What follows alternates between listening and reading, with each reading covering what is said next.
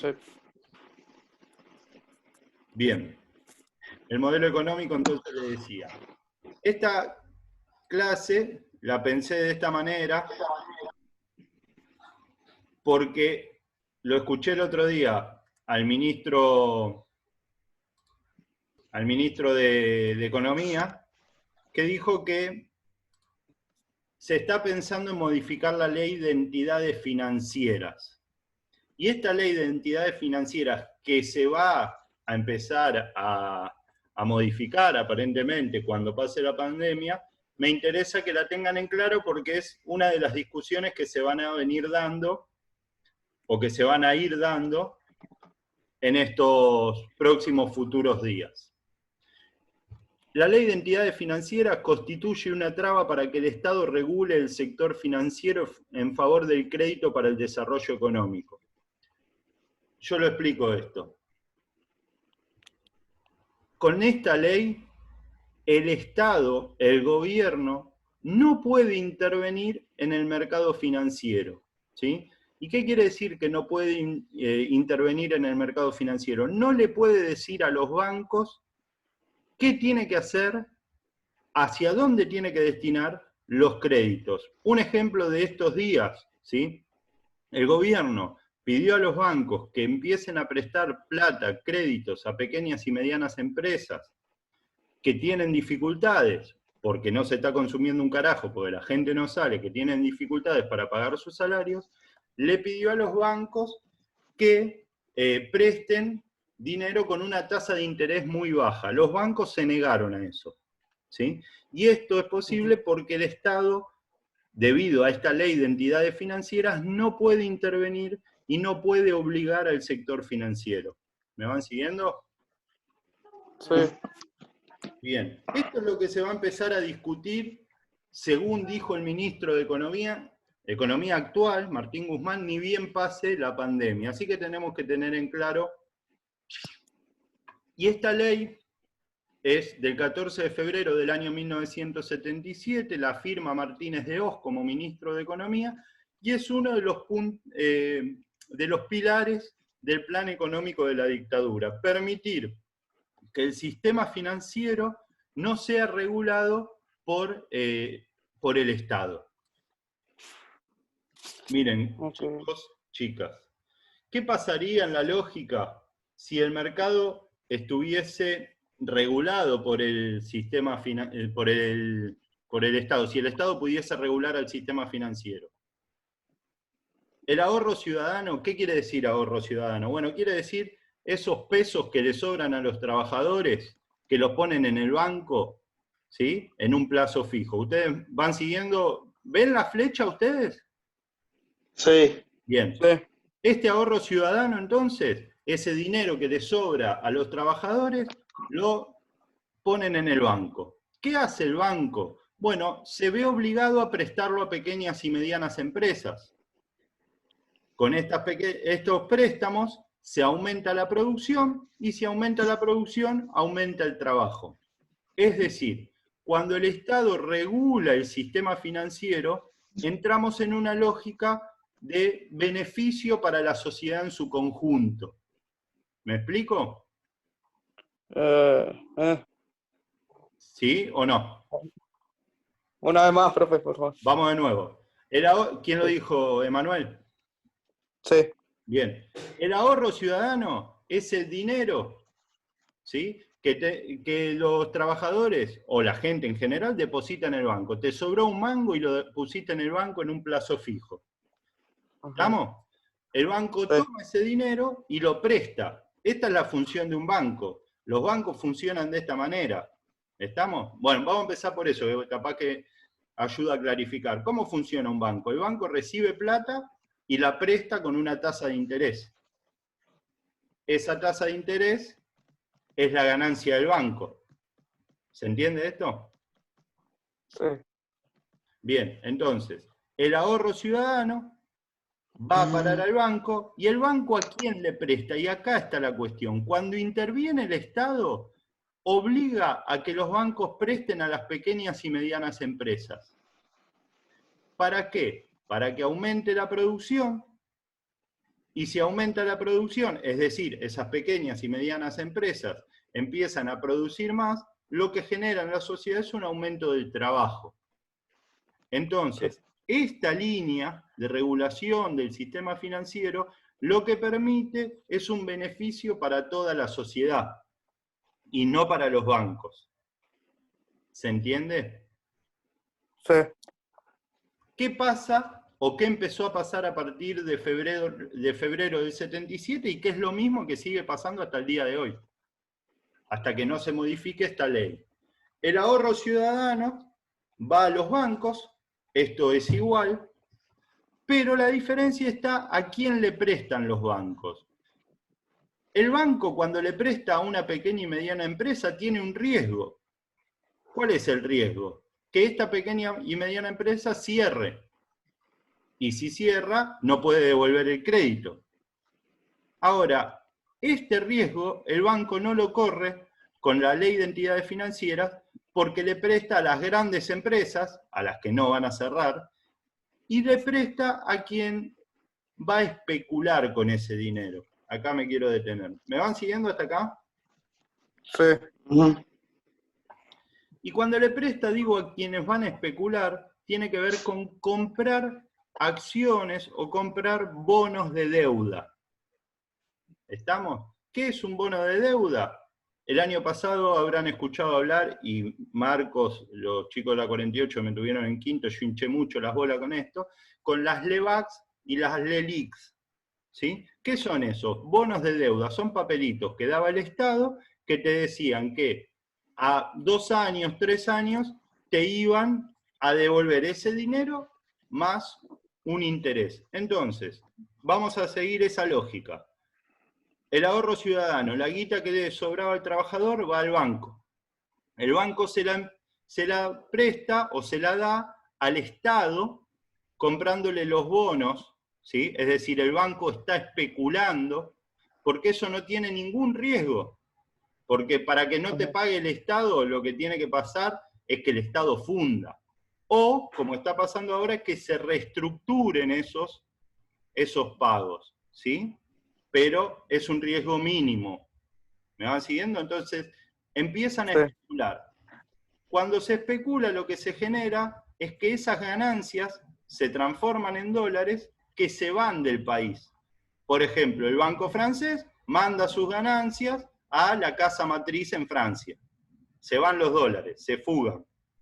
Una gran empresa que no compró una sola máquina, sino que lo que hizo fue invertir en bonos del Estado, esa ganancia la fuga, la manda afuera. Cuando se van los dólares de nuestro país, lo que se genera es una devaluación. ¿Por qué? Porque hay menos dólares, por lo tanto sale más caro conseguirlo, que fue lo que pasó durante el gobierno de Macri. ¿Me van siguiendo? Sí. Cuando se devalúa, el salario de los trabajadores vale menos, en términos reales, en términos de dólares, vale menos, y se genera inflación por todos los productos que se tienen que comprar que vienen de afuera. Ahora el dólar está más caro, lo que necesitamos es seguir comprando productos que vienen de afuera, que hay que pagarlos en dólares, por lo tanto esos productos salen más caros. Entonces, hay inflación y el salario vale menos. O sea, ganamos menos y los productos valen más. Esto que hace que baje el consumo, y cuando baja el consumo cierran las pequeñas y medianas empresas. Entonces, cuando el sistema financiero está regulado por el Estado, se beneficia a la sociedad en su conjunto. Cuando el sistema financiero no está regulado por el Estado, se benefician las grandes empresas y los grupos que especulan con el dinero, y los bancos. ¿Se entiende? Sí, sí, profe. Este es el modelo que se aplica en la dictadura, que se empieza a aplicar con la ley de entidades financieras. Les permiten a los bancos prestar dinero para la especulación y para la fuga de dólares. No lo obligan a prestarle a las pequeñas y medianas empresas. Esta es la línea que interpreto yo intentará imponer el gobierno de Alberto Fernández una vez que pase esto, según lo que manifestó Martín Guzmán, que es el ministro de Economía. Bien, vamos a pasar a otra placa. ¿Qué consecuencias? Y estas son todas tapas del diario Clarín, que apoyó a la dictadura, ¿sí? O sea que no es un diario opositor. ¿Cuáles fueron las consecuencias de estas medidas económicas? Fíjense, devaluación del peso, el 2 de abril del 81. Preocupación por las caídas de reserva. ¿Esto qué quiere decir? Se están yendo los dólares, fuga de capitales, se van los dólares a la mierda, el 12 de febrero del 81. Las empresas que se habían endeudado en dólares, el 4 de julio empiezan a decir no podemos pagar, entonces el Estado, esas grandes empresas que se habían endeudado, que habían tomado deuda, ahora no lo pueden pagar porque se están yendo los dólares y es muy caro conseguir un dólar, el Estado empieza a pensar cómo salvar a las grandes empresas. El 1 de julio se devalúa el peso, un 30%, y fíjense que en 3 meses se devaluó el 30 al 2 de abril y el 1 de julio se volvió a devaluar. Y acá aparece, en marzo se empieza a poner, esto es lo que se conoce en nuestro país con el nombre de cepo. ¿Qué hicieron? Desde el 77, con la ley de entidades financieras, permitieron que se vayan todos los dólares de nuestro país. No lo controlaba nadie. Esto provocó devaluación, la devaluación provoca aumento, provoca inflación, disminución del salario real, baja de consumo, destrucción de la industria nacional, y cuando ya habían hecho eso, ponen el cepo al dólar. ¿Se entiende? Ahí recién lo intentan controlar, pero ya el daño estaba generado. ¿Entendido esto? Sí. Bien. ¿Cómo se financia esta fuga de capitales? Porque uno podría decir, bueno, una vez que se te van todos los dólares, ya está, cagaste, no podés hacer más nada, se te generó una devaluación tremenda, y eso pasa en poco tiempo. Bueno, eso pasaría en poco tiempo si vos no tenés atrás tuyo al Fondo Monetario Internacional. ¿Qué hizo? El 27 de mayo del 76, 2 meses del golpe de Estado, a 2 meses del golpe de Estado, vienen los primeros comisionados del Fondo Monetario Internacional. ¿Sí? ¿Y qué hacen? Bueno, empiezan a prestar dinero. Entonces, chicos, chicas, si yo estuviese en un aula ahora y con un pizarrón estaría dibujando lo siguiente. Por un lado, una flecha de los dólares que se van, y por otro lado, una flecha de los dólares que entran. Los dólares que se van, que se fugan del país, se los llevan las grandes empresas y los grupos especuladores. Y los dólares que están entrando los pone el FMI, pero eso es una deuda externa que la paga el país, no la pagan los grandes especuladores. Entonces hay una puerta de entrada de dólares, que es la deuda externa, y una puerta de salida, que es la fuga de capitales. La entrada perjudica al país entero y la salida beneficia a los grupos de especuladores y a las grandes empresas. ¿Se entiende? Que son los que pueden fugar capital. ¿Se entiende? Hola. Hola. Hola. Sí, te entiendo, profe. Bueno. El 4 de febrero del 82, lo que encontramos es una deuda externa de 7.200 millones de dólares. Hoy nos cagaríamos de risa si tuviésemos una deuda así, ¿sí? Porque hoy tenemos como 54.000 millones de dólares de deuda. Pero para ese momento esto era terrible para nuestro país. Entonces, ¿qué empieza a hacer? El 2 de febrero había que empezar a pagar, del 82, había que empezar a pagar esta deuda. Entonces las medidas que se empiezan a tomar son las siguientes. Galtieri, austeridad y eficiencia. ¿Esto qué quiere decir? Vamos a gastar menos. ¿Vamos a gastar menos en qué? En salud, en educación, en seguridad, en todas aquellas cosas que necesitan los trabajadores del Estado. Esto fue el 24 de diciembre del 81. El 31 de diciembre, fíjense, no habrá aumentos de sueldo y sí hay aumentos de tarifas. Entonces, tu sueldo, que sos un trabajador estatal, no se verá aumentado, pero tus gastos sí, porque vas a tener que pagar más cara las tarifas. Bueno, algo de esto sabemos nosotros en Argentina durante los primeros meses del gobierno de Macri y durante todos los 4 años, pero los primeros meses fueron los más duros. Esto lo entendemos bien, que no hay aumento de salario, pero sí un aumento de tarifas. Tiene que ver con el plan económico. La otra es, empiezan a vender las empresas del Estado, privatizaciones, el 8 de enero, y fíjense acá, el costo de vida aumentó un 8%, ¿sí? Y la tasa anual, no sé si lo llegan a leer, fue del 131%. Fíjense que a nosotros nos preocupa, y está bien que nos preocupe, cuando hablamos de una inflación del 50%. Bueno, en el año 82 la inflación fue de un 130%. Y sumado a que los precios subieron más del doble, los salarios se vieron congelados, ¿sí? Y se recortaron en salud, en educación. ¿Estamos? Entonces la respuesta de la dictadura militar a el pago de la deuda, ¿qué quiere decir esto? Lo explico un poco más sencillo. Che, hay que pagar la deuda. ¿De dónde sacamos la guita?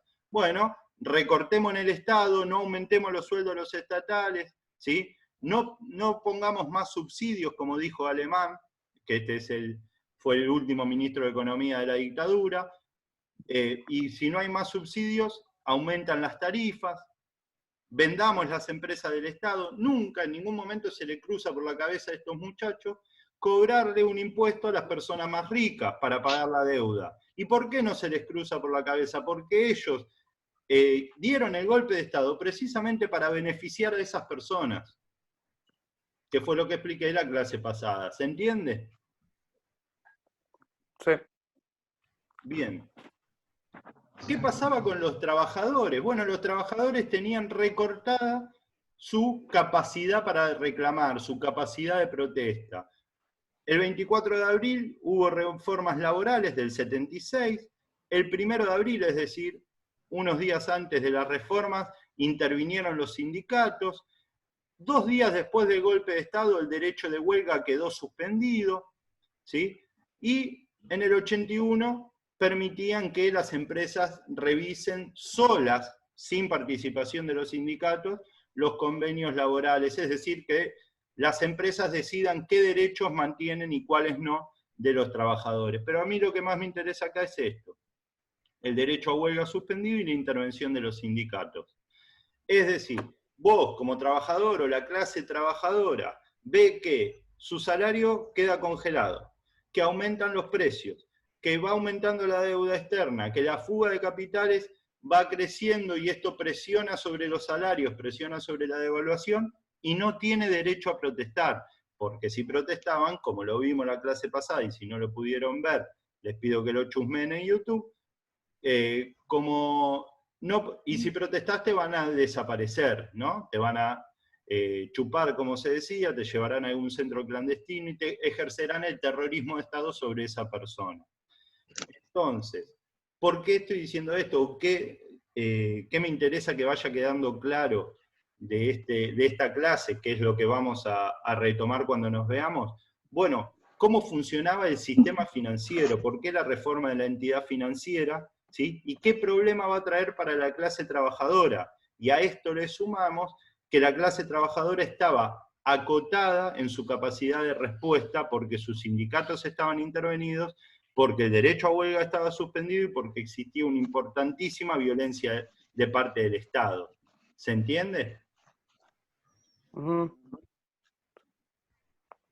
¿Sí? ¿Sigo? Sí. Bien, y con esto vamos finalizando. El modelo de especulación financiera impuesto por la dictadura generó cierre de industrias, aumento del desempleo, aumento de la pobreza, inflación y aumento de la tensión social. Cuando digo aumento de la tensión social, digo grupos de trabajadores que para el 81 empiezan a reorganizarse en la CGT, ¿sí? Empiezan a desobedecer las órdenes de la dictadura militar y empiezan a generar algunos focos de protesta que se van a hacer más fuertes en el 82. La guerra de Malvinas entonces, y esto vamos a hablar el viernes que viene, va a ser el manotazo de ahogado de la dictadura para conservar el poder. Lo explico un poco más claro. Cuando se iba todo a la mierda, cuando el sistema económico, cuando el modelo de especulación financiera explotaba, cuando las industrias cerraban, cuando la gente se estaba cagando de hambre por el aumento del desempleo, por el aumento de la pobreza, y los trabajadores empezaban a protestar, ¿qué hicieron los de la dictadura, los dictadores? Dijeron, bueno, apelemos a un sentimiento bien nuestro, bien argentino, que es recuperemos Malvinas, y de esta manera vamos a tranquilizar un poco el conflicto. De hecho, si miramos tapas de los diarios, y esto algo de eso vamos a hacer la clase que viene, el 31 de marzo, la Plaza de Mayo del 82 se llenó con trabajadores que le reclamaban a Galtieri paz, pan y trabajo. Y 3 días después la misma plaza se llenó para aplaudir a Galtieri porque había ocupado las Islas Malvinas. Durante ese periodo que duró la guerra, el conflicto, la tensión social, económica, fue bajando. ¿Por qué? Por una sencilla razón. No vas a venir vos a pedirme aumento salarial cuando el país está en guerra. Dejemos de joder, tenemos algo más importante por delante. ¿Me explico? Sí. Y además, esa guerra, todos los argentinos la vivíamos como un reclamo justo. No digo que sea justo y que sea lo ideal tomar las islas por la fuerza, pero lo que estoy diciendo es, sabemos que las Malvinas son argentinas, y un gobierno que decide ocuparla, bueno, tendrá gran parte del apoyo popular, aunque podamos decir, bueno, se equivocó en la forma, no era a través de la guerra. Pero bueno, sabemos que las Malvinas son nuestras y nadie iba a decir, bueno, nada, dásela a los ingleses, no importa. Entonces, apelaron a un sentimiento nacional para tranquilizar esa tensión social que se venía dando por ese modelo de especulación financiera que explota a los 5 años, cuando hay que empezar a pagar la deuda. ¿Se entendió? Sí, pero. Sí, vamos que tenemos unos minutitos, si me quieren hacer alguna pregunta. No. Hola Rodri, hola Lean, que no los pude saludar. Hola, profe. ¿Alguna duda?